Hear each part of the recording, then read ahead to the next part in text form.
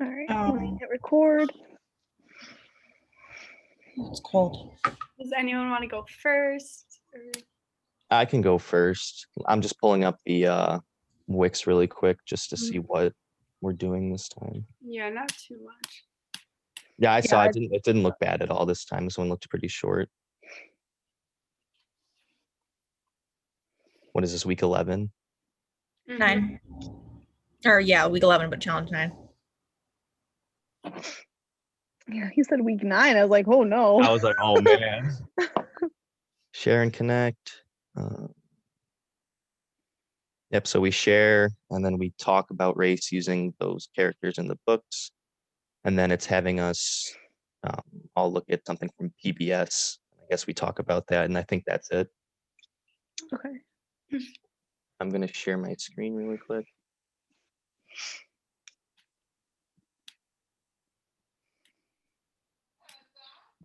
Okay, can everyone see this? No. Yes. There we go. Yes.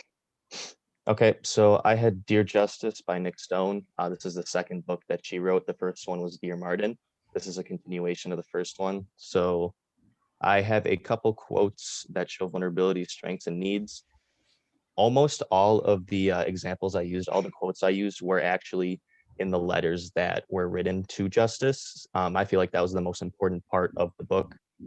So what I have here, the first little column here is the quotes with the page numbers, and then the second column here is going to be like, my explanation of them. So I'm not going to read all of them because that's a lot of words. So I'll just pick like one from each and I'll kind of elaborate on that. So the first one in vulnerabilities, number 1, the institutions of oppression, as my former mentor Martel would say, Homie's situation and how he ended up kind of seemed like destiny, page 41. And that's in a letter Quan writes to Justice. Quan is in jail. Justice is someone that he's been communicating with. He grew up with him. And Quan in this instance is talking about Native Son. Has anyone read Native Son or heard of Native Son? Mm-hmm. It's pretty bad. I had to read it in high school. So basically, I'll sum it up really quick. It's about a guy, his name is Bigger. He kills a white girl, and then he runs from the cops, and then he ends up killing his girlfriend, and it just kind of follows him throughout, like, his progression running away and how he's dealing with all of that. So the way I described it was Quan read the novel Native Son, a story about a black man who kills 2 girls, and is referring to the main character Bigger in this quote. He's able to relate to Bigger because he sees both of their situations as destined due to the color of their skin. So I chose this because based on what I've read, they're kind of in a, to be a person of color, you're in a vulnerable situation. And for Quan or for Bigger to, to end up in prison or to murder is almost like it's supposed to happen, like it's destiny, like this is your role in this society and you can't stray from that. One of the strengths that I found from that was, I'll do the first one again. I guess I didn't realize just how big of a difference it could make to really have somebody believe in you. Again, having someone truly believe in you and provide that validation makes you stronger, as is the case for Quan. Marcel, the leader of the Black Jihad, truly believes in Quan and even takes care of his mother while Quan is locked up. The Black Jihad is a gang that Quan decides to join because the family life obviously isn't great. So although being in a gang isn't necessarily the best thing for someone, there are like genuine relationships that he feels in it. There are genuine connections, and there is like kind of like a sense of family, even though it's not for the best. There is still that sense of family in there. And for the needs, this is Quan talking about why he joined the gang. The reason I joined the Black Jihad, I needed backup. I needed support without judgment, people who hadn't and wouldn't give up on me. I needed a family. And just going off of that, everyone needs a family, but not everyone gets to have a family, unfortunately. In the story, Quan's dad is locked up in prison for, I think, 25 years since he was 11. So Quan's had to grow up without a dad, without a father figure, without a family. So what he does is instead of, having a family given to him, he goes out and he makes his own family. He joins a gang. Again, it's not the best thing for him, but again, he still fulfills that need for a family. And yeah, that's pretty much it. Cool. Okay. I could go next. Because then we could just like wait to talk about it till the end.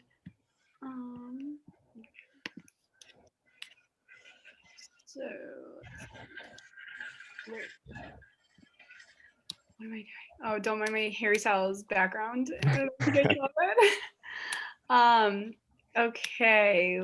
Oh, I should probably pull up my Weebly. Actually, while I'm doing this, if someone else wants to go. But I thought I had the Wix up, not my Weebly thing.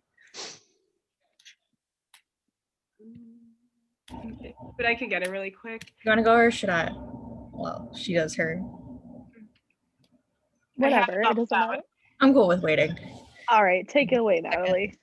Okay, so let me present my screen again. Okay, so here, I'm gonna zoom in on this.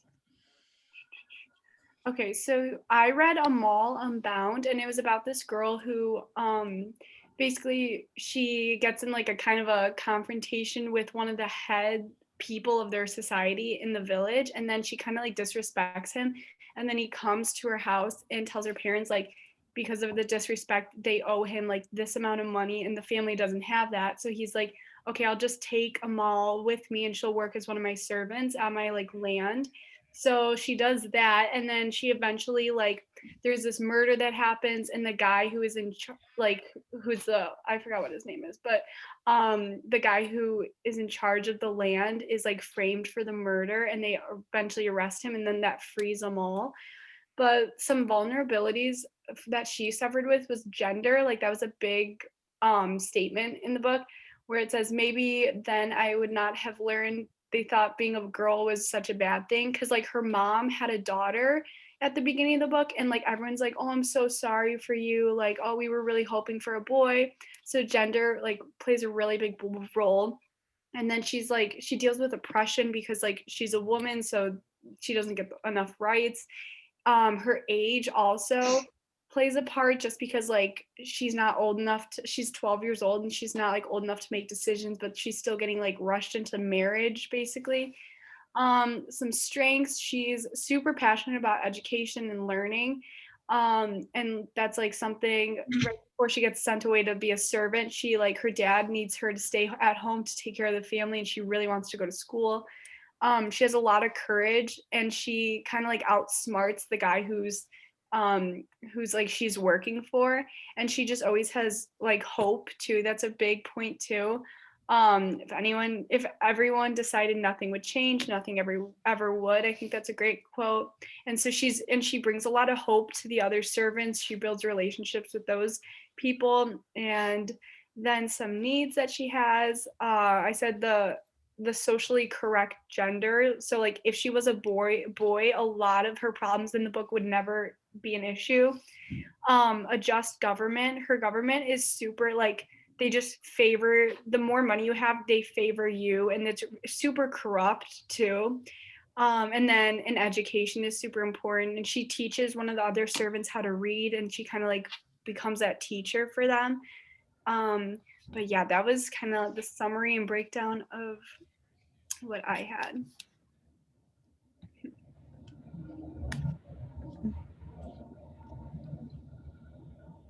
Juliana, do you want to go or do you want me to go? I'll go. Okay. I have to pull open my Zoom. Give me a sec.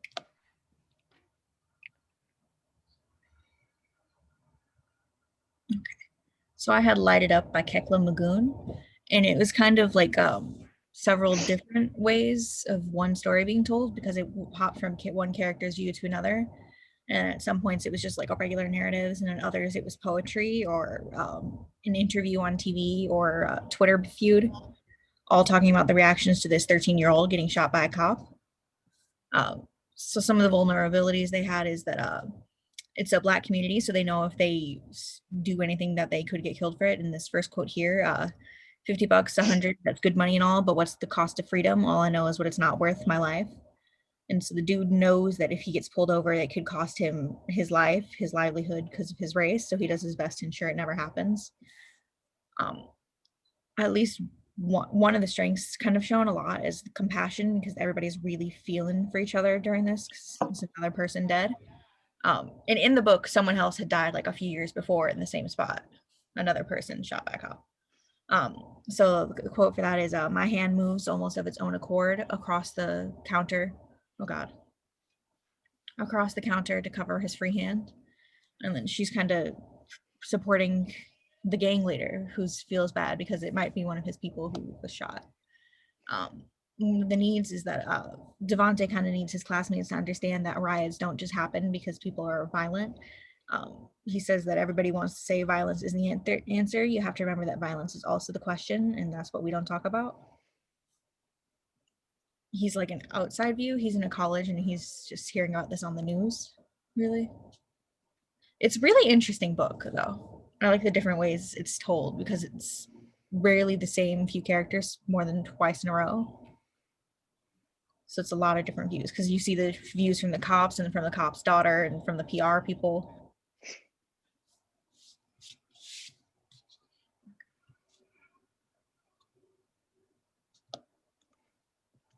Give me 1 second.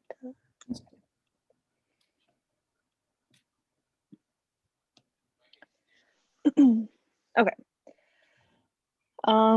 So for mine, I read A Good Kind of Trouble. And this was about a girl, Shayla, and she was in middle school. And basically, it seemed very recent that this was written. I don't have the book near me, so I can't look up like the year that it was written, but it was definitely about like Black Lives Matter and like how she's dealing with that in her school, like from a Black student. But she's like definitely like the minority in her school. And she gets like a lot of like bullying, I guess is kind of the word I would use, from like other Black students because she doesn't necessarily hang out with the Black kids in her school. So she has two best friends and she like makes a point to call them like the United Nations because one is Latino and then one is Asian. And so she like really struggles like throughout the book being like, well, I have friends like but everyone comes at her being like, well, none of your friends are Black. So she always has to like defend herself saying like, but I have friends that like aren't white. And then she gets called like an Oreo like during like a debate and stuff like that, referencing that she's like white on the inside but like Black on the outside. So you kind of see her going through like the struggles of that, of like figuring out like kind of what it means to be Black because she's not really into the whole like Black Lives Matter movement. But then in the book there was like a trial that was going on, and classic, the cop got away with it even though there was a video. So then she kind of got into more like the Black Lives Matter movement and started wearing like a Black like ribbon on her arm, and there was like some issues with that with like the principal and stuff. So so I'll just go like from the top, like the first one of all of them. So for vulnerability, Shayla goes to a dominantly white school that has very little diversity. Even the curriculum teacher books that are written by white men, a lot of the things you'll be taught at school are from a certain perspective, which was a quote that I got on page 50 from the dad, because like at dinner she was talking about a book that they were reading and he was like, oh, they're starting early this year type thing. So it's a limited perspective and does not allow for all sides of history to be represented correctly. But strengths, so Shayla's strengths would be learning to stick up for what she thinks is right. She learned to be very courageous as tensions got high in the community. Shayla started wearing a Black armband to honor the Black Lives Matter movement, but refused to take it off when her principal made an announcement that they were no longer acceptable. And then while reading this book, I really feel like Shayla did a great job of learning and exploring. I think that she is very inclusive in her thinking, and she isn't just friends with only Black students, as she has a wide range of friends and calls this out with other people at her school. And she doesn't understand why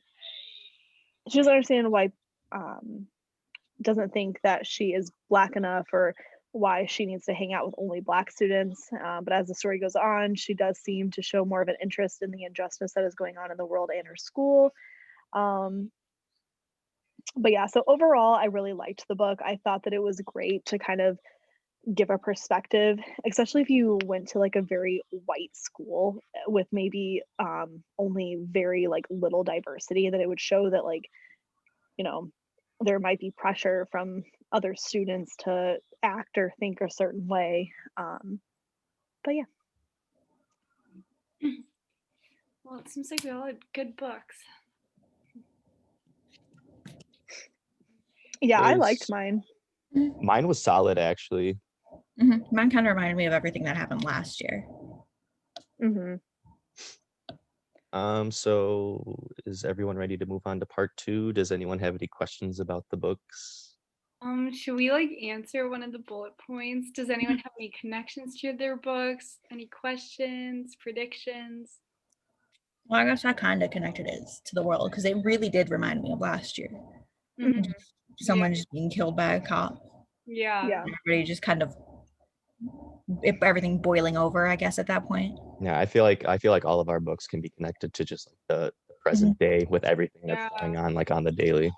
Definitely, race is like the biggest topic now, like especially this year. So I'm glad that we have a whole lesson about it, or a whole challenge. Yeah, I think it's really important, and like something that I was talking about, I can't remember who I was talking to, but it was like after reading this book, I was like, for the United States being literally the melting pot of like every other world, we have the worst like just diversity inclusion situation going on. Like we literally have every representation, but we are the most exclusive like area. It just Yeah. doesn't make sense. Yeah, true. No, I know what you mean because Chicago, second most segregated city in the nation. Hmm. And if you walk from one block to the next, you can see where people have just been kind of grouped. Or I mean, and I know it sounds like bad almost, but like you can almost tell when you enter like the rougher area because the streetlights go away, or like you can tell that it's more run down, or you can like almost see it, and it's horrible. Like that it's not being as funded as like some of these other places. And it's literally like a block over. Like it's like Yeah. literally just like 10 steps and you're in like the bad area. Yeah, you know? especially in Chicago.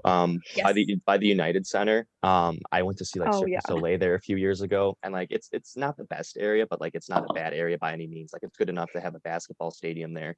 And then we walked, I think it was literally like 2 blocks down the road, and I was like, oh my God, you know, like it was scary because it was just like that, and it was like instantaneous. You can just tell like, you know, quality difference, and like Juliana said, like how you're like segregated like that. Mm-hmm. That's kind of like my neighborhood. You go like 3 blocks and you moved into like a different neighborhood, and you can tell it. It's completely different. So it has like the city planning and it looks more run down. But like I think the sad thing is too is like the underlying problem is that when we say like it's run down, is like you can kind of almost guess the demographic that lives there, and like that's the worst part is like when you say that, you kind of, there's like that unspoken like sentence like attached to like the end that it's, you know, a more diverse area. Yeah, that's a really good point. I'm doing a project for one of my other classes where we have to like look at the community and talk about the different knowledges there. And I was doing one of the neighborhoods over here, and all around it is about several miles worth of factories, and the entire population is mostly Mexican.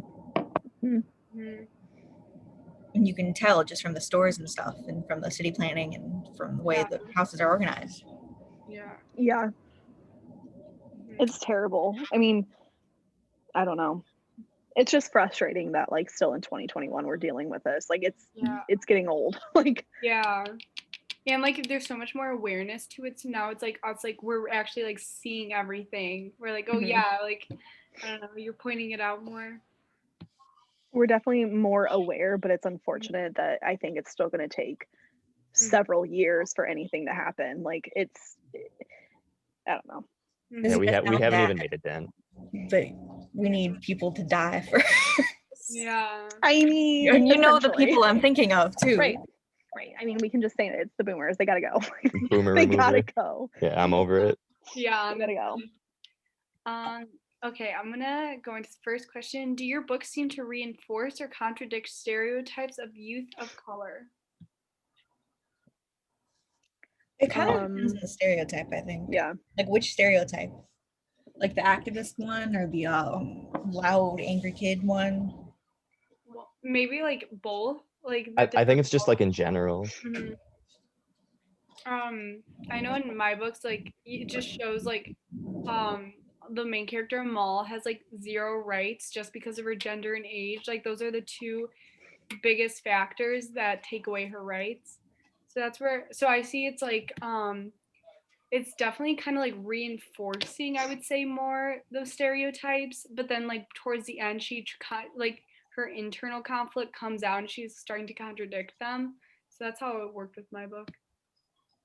I feel like mine reinforces and contradicts it with the characters they use, because Quan, the guy who was joined the gang and the guy who was in prison, he, I guess, would reinforce that stereotype of youth of color, like they're criminals, they get put in prison, this, that. But on the other hand, there's Justice, who's also a person of color. And he grew up in the same environment as Quan, yet he made it out, and he made it out for himself. He's successful. So Martin or Justice, kind of contradicts the stereotype, and then Quan almost reinforces it. I'm not too sure about mine because the character I'm thinking of is Will or MZ, and he's like a graffiti artist, or a muralist, and he does it to show some of like the social injustices because he escaped a rougher neighborhood and has moved to a different one, but he's still like an activist. Mm-hmm. Yeah, the only sorry, I didn't mean to interrupt you. Oh, go ahead. Nope, go. You're good. I was just gonna say something, Juliana, about yours. It kind of sounds like he is contradicting them if he's kind of retaliating against the stereotypes by doing graffiti. Is that like, yeah, I was kind of like, is this a follow-up or does it work or not? Yeah.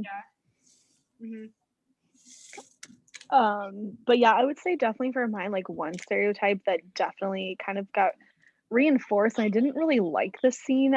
There was a scene where like Shayla, the main character, got followed into the bathroom by like a group of the like other like black students in the school, and they like almost started to fight her, and so they like started getting argumentative with her, and so she was like, okay, like I'm ready to fight, and their like response was, oh, she's definitely a black girl because she's ready to fight. And I like was like, wait a second, like hold on, like I didn't No, like I kind of get it. Yeah, but the fact that I was just said that like in the text, like that's crazy. Yeah, so I was like, okay, like that definitely reinforces like from like other perspectives, like a stereotype that you might have. And I was like, okay, like that's interesting that you put that in I think there. it's a POC stereotype, basically, just any people of color. Yeah, absolutely, that they just like resort to violence. Yeah. Or are willing to deal out the violence. Yeah. What examples can you pull from your book to support these ideas? Taylor, that was really great. We kind of talked about this. Yeah.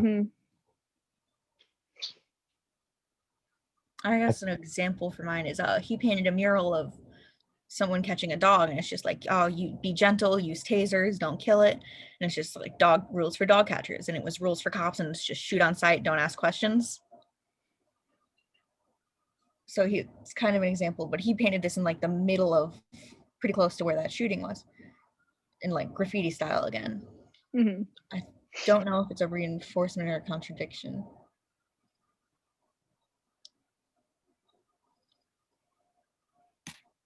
I think it's a contradiction because it's not violent. Most people would have this violent stereotype as their first thought. Going back to what I said originally, like my two examples are just like the characters themselves. I think they both like do such a good job of, representing, said stereotypes and representing the opposite stereotypes. So the two characters were really, it was a good learning experience to see it from like both sides of the spectrum. Yeah, for mine, like there are just like multiple examples, especially towards the beginning of like I kind of mentioned about like having a girl instead of a boy was seen as like controversial, and so she's like kind of like Amal is like constantly like resisting against those stereotypes and those like kind of boundaries that she's put in. So she's constantly trying to break out of social norms. Do the characters of color seem to be positive role models for youth? If so, how? If not, why not?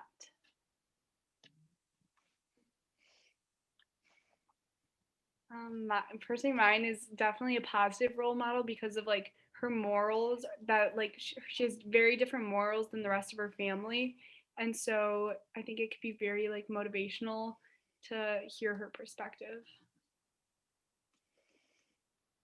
I'd say so, yeah. I'd say yeah for mine, especially Justice because he is so successful, even though he didn't come from a lot. But even in the case of Kwan, who I guess would fit that stereotypical, uh, youth person of color, he's in prison and whatever. But even him, like, his like inner monologue and his thoughts and the way he talks, he doesn't come across as like a bad person. He doesn't come across as someone who's uneducated or anything like that. So I think it kind of reinforces the idea like it doesn't really matter where you come from. It just matters what you make of it. I think mine's kind of mixed because almost all the characters are people of color. So there's some people who have like negative, who would probably be more negative role models, but also have positive traits to them, like Brick, who is the gang leader. The negative thing is that he's a gang leader and he's willing to resort to violence with the police so quickly, but the positive is that like he's compassionate and he's warm to this community and he wants to help people. Mm-hmm. Yeah, I can see that for yours. I would say definitely mine. I would say they were positive role models, because I think that they brought like a lot of different perspectives. Because even like certain situations, they'd be like, "Well, why are you being mean to that person?" So I think that throughout it had positive. I think it brought positive to negative situations. Is probably what I would say.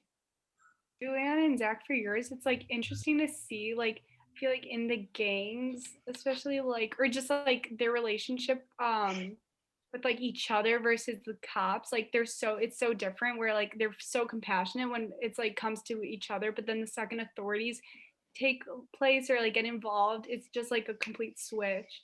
Which like I don't blame them for acting like that, but it's just there's just such a difference between that. Yeah, I like how you said compassionate, like because it almost is like a family, even though gangs don't do the best things, they're all Mhm. still really close. They still do look out for each other. Like in mine, Marcel's the leader of the Black Jihad, and while Kwan is in prison, Marcel takes care of Kwan's mother while he's away. So there Mhm. is like a family aspect to it.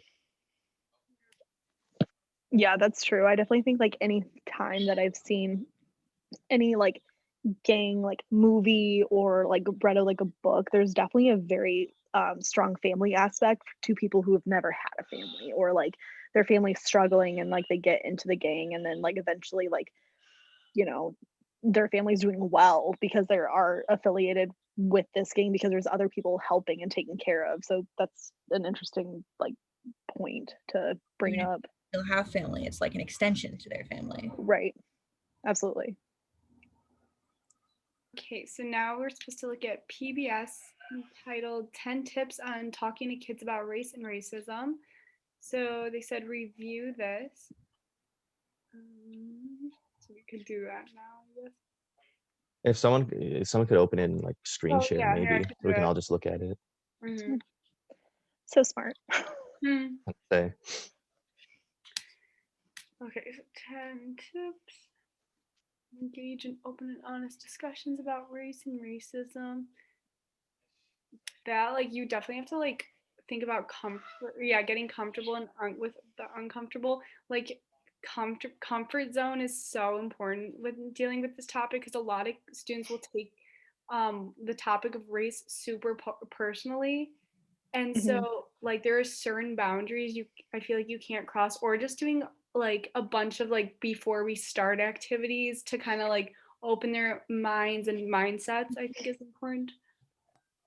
Absolutely. And I think also there needs to be like a preface, like, please think before you say anything. Like, Yeah. make sure you're not yeah, offending anyone. And if you think that it might be offensive, please start off with, I hope this doesn't offend anybody, but I'm just asking. Like, Mm-hmm. because then it comes from like a wanting to know more and like wanting to educate yourself rather than just being like ignorant. Mm-hmm. Definitely. Encourage the conversation at a very young age. Like, what age do you guys think like students are like mature enough to have these conversations? I don't I don't know about being mature enough maybe, but I would start talking to them like as soon as they go away to school. Like as soon as they start Mm-hmm. associating and seeing people who are different than them, if if you send your kid off to school and they have no idea that people are different than them, it's kind of going to be like a culture shock kind of thing almost. So I think before they go off and into like a diverse classroom setting, I feel like they should know about it. Mm-hmm. So actually to bring like a real life situation, so I had a coworker from my last job that she had a kid, but they lived in a very like in the country, like I'm pretty sure there was like no like diversity, like a very like white town. And it was like her child was very young still, but like able to talk. And she like, you know, brought him to like Walmart, let's say, and or Target or whatever. And um like her child out loud, like, and to where they could hear was like, why are they black? and she was like okay, so like her child's young, right? Yeah. And she literally just said like everyone's different, everyone's beautiful, like, and I or like everyone has like, you know, the way that they look is different. I think that's beautiful. And I Yeah. think that as soon as like children are starting to question it, like you just Yeah. bring it up to them as like a very like smooth way of just being like we all look different, like Yeah. Wow. yeah. I know. I would When not she be able to, like, I would not know how to react.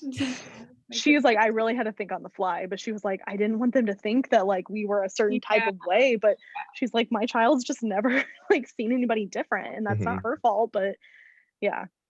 Anyway, so I instantly thought of that story. Yeah.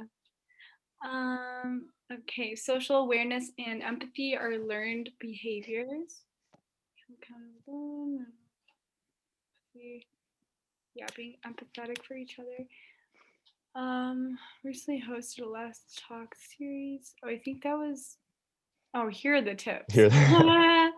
Okay, examine your own understanding of race. I don't know if you guys have ever read Letting Go of Whiteness and Literacy or Literary Whiteness. I had to read it for one of my classes, and it's all about like how to teach race. And they even said like teachers need to also like put their foot down, like what's comfortable for them to like teach on. Like if I don't know something well enough to teach, I feel like I'm not going to be comfortable with it and comfortable asking those questions. So I think that's important. Yeah, I can definitely see that for sure. Like because then you don't want to get misinformation. Yeah. Because you don't want to start speaking on something that you know that you think you know on and wing it, but then end up causing more like harm than good. Right. Mm-hmm. Like keep your own race and background in perception or perspective. Yeah. Something might not be as accepting from someone who probably hasn't had the same. Because then it's like being opinion based, and we never want that. Right. Become comfortable with terminology and familiar with how certain concepts are. When your child brings up a topic related to race, don't be afraid to keep the conversation going. Taylor, basically what you said. Find opportunities to ask questions. Let children take the lead. Involve your children in activities to help them learn about their own culture, racial, and ethnic backgrounds. Help your children to think critically. Recognize your child's limits and when they know when to stop. Indicate a book club or conversation group with other parents or initiate a book club or conversation with other parents who are interested in learning how to talk to their children about race. That's kind of a good idea, like when we're all like parents one day. Well, yeah, then you let the book like drive the questions, right? So it's not like you just supplying a bunch of information. You like have them sit down and read like a book, like what we just read, and then have them sit and like ask questions. Yeah, that's a really great way to talk about it. And then it's okay to make mistakes. Okay. Going back to like one of the it was question. Okay, so number 2, so like being familiar with terminology. I think that's something that like personally I still struggle with because I never know if I'm supposed to say African American or if I'm supposed to say Black or Mexican or Latino. Like you never want to be like offensive, but you also don't want to like, you know, say you don't want to say like the wrong thing, but then I don't know. Like, I still think that's something that I personally struggle with. No, I'm 100% with Me you on too. that one. On one hand, I like want to be understanding and I don't want to be ignorant, but at the same time, I don't want to say something that's like offensive to somebody. And even if I'm like familiar with the terminology, like I hear from you're supposed to say this or you're supposed to say that, and I just don't say anything because you can't get mad if I don't say anything. Right. Yeah. Okay, and then what are things that teachers need to consider when working with texts that offer connections to race? How this would affect their students, like how much would they relate to it, how much would they possibly be offended by it. Hmm. Mm-hmm. But then you also don't want to single out a student. So let's say you're teaching with 30 white kids and there's one black student. Like, you don't want to single them out and be like, hey, I'm sorry if this makes you uncomfortable. Like, so I feel like it's really like a fine line. Mm-hmm. Yeah. How might these ideas influence your practice in the future? We could kind of, maybe this would be helpful to just go back to. Going off of what Taylor said for that, like not singling anyone out, I think is a really, really good point you made. Because you don't want to make anyone uncomfortable. It's a pretty uncomfortable topic to begin with, but you Mhm. do not want to, make it any more uncomfortable than it already is. Mm-hmm. Like we said earlier, keep yourself and your background in perspective, probably. Mm-hmm. And having like letting kids know it's an open it's an open conversation, and to like not, I don't know, I was about to say like not take things personally, but like how do you not, like, How do you especially, not? Yeah. yeah, like especially with kids, like you never know what they're gonna say, and how to respond to that I think is something that like needs to be taught in a course or something like that. That's why, here, I'm gonna show you the book. It literally is all about how do I like show this?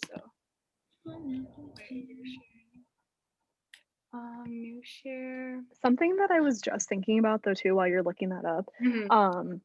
is, like, okay, when slavery is taught like in history class or whatever, I Mhm. really think that that needs to either be taught in a very different way, or like have a lot of lessons leading up to it, that just because, a certain race was subjected to this does not make them lesser, because I think that that's where the more educated you get like at a young age about something, well then you're like, oh well, is that, I don't know, because then you still have like parents that still think a certain way, so then they go home and learn about it and they might like talk to their parents and like, oh, I learned about slavery today, and then the parents might say something wrong, Mhm. and then now the kids thinking process on that could change to a more exclusive thinking than an inclusive thinking. Mhm. Something I talked about in one of my classes is like, what do you do with parents who are against like teaching race in school? And you're like, something that we brainstormed was like sending home almost like a permission slip saying like, this is what your child's gonna be learning about. And just like having like, and then like if you need like, I don't know, maybe saying like, oh, if you want to talk about this, like here's my email or phone number. But just like letting parents know that they are going to be learning about this, I think is very important. Yeah. Yeah, that's a good point. I didn't even like really think to do that, but Mm-hmm. makes sense. Yeah, I feel like it's like such important of a topic that parents should be informed that their kids are learning about it, because this is something that just shouldn't be talked about in a classroom. This Mhm. should be like, this is something that should be discussed all the time. Yeah. Well, this is the book, Letting Go of Literary Whiteness. Literally the entire book.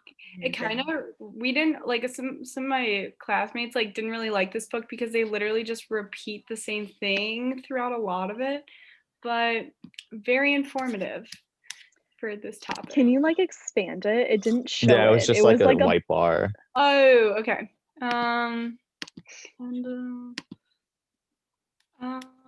it's still a white bar. let's see. And it's like you're zoomed in at the top of your tab. Yeah. Oh no, I don't know how to fix that. You went through all that work to I know get it's it pulled up. it. Wait, You can screenshot it to us and like send it in oh Slack wait, if you would here. like. I think this would work. Oh, that worked. Oh, there we go. So that's what it looks like. If you guys ever take 238, I think that's the class. But yeah, I think I take that next semester. yeah, pretty good book. All right, and I think that was all we had to look at. Was that it? Yeah, I think that was it. Wow. Our Yep. last discussion. I Well, have actually, who knows? what this Yeah. is supposed to be. I I don't don't know. know. if I it's- was looking at it and It confuses me. Do you want to stop recording? So that oh she yeah, sorry.